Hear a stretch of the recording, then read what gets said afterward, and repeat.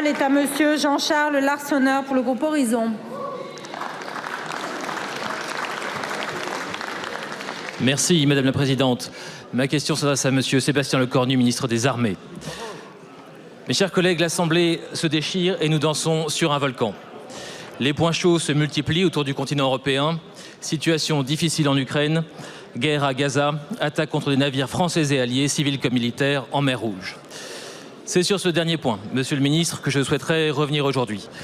Le canal de Suez, c'est la colonne vertébrale des échanges entre l'Europe et l'Asie. Depuis le mois d'octobre, les agressions se multiplient. Nos marins sont en danger. Les grands armateurs, sensibles à la sécurité de leurs équipages et à l'impact sur leurs opérations, en matière d'assurance notamment, ont annoncé qu'ils suspendaient jusqu'à nouvel ordre le franchissement du canal de Suez. À eux seuls, CMA-CGM, Hapag-Lloyd, Maersk, MSC, Evergreen représentent près de 60% du trafic mondial de conteneurs. Le contournement par le Cap représente 15 jours de navigation supplémentaires. Ces délais et ces surcoûts, ajoutés à la hausse du baril, font peser de réelles inquiétudes pour l'économie européenne et sur la vie quotidienne de nos concitoyens, déjà durement éprouvés par la vie chère. Le 9 décembre, la frégate Languedoc a riposté à des attaques de drones en provenance des côtes du Yémen.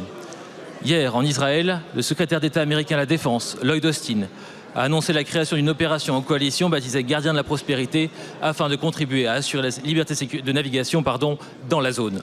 Comment la France entend-elle réagir et contribuer au rétablissement de la sécurité et au trafic maritime dans la zone?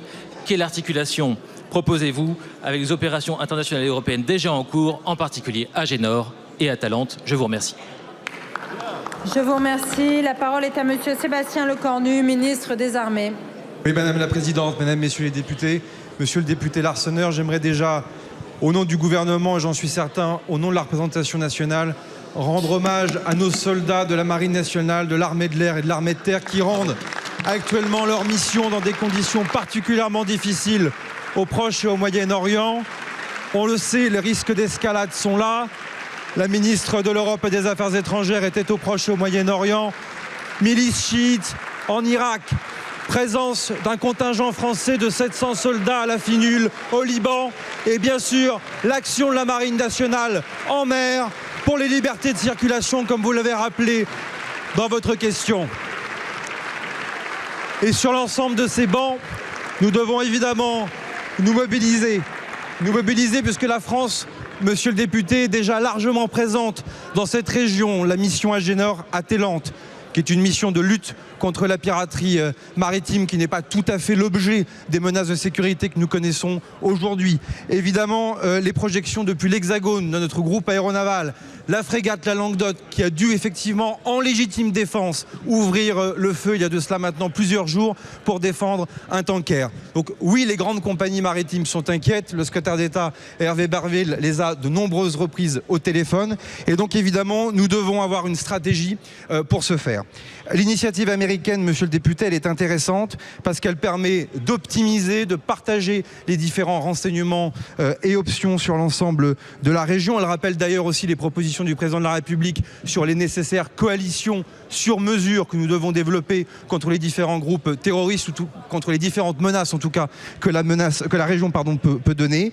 D'emmener des partenaires régionaux. Khaled Ben Salman, le ministre de la Défense d'Arabie Saoudite, sera ce soir à Paris. Nous aurons l'occasion d'en discuter et nos échanges continuent avec le partenaire américain dans le cadre de notre autonomie et de notre liberté d'action, monsieur le député, dans l'ensemble de la région. Je vous remercie. Merci beaucoup, monsieur le ministre. Monsieur le député. Puisqu'il me reste quelques secondes, monsieur le ministre, merci pour nos militaires, merci pour les armes de la France et je vais avoir une pensée pour Djibouti, un partenaire important dans la région avec lequel nous renégocions un traité et qui souffre déjà de la situation dans la zone. Je vous remercie. Merci beaucoup.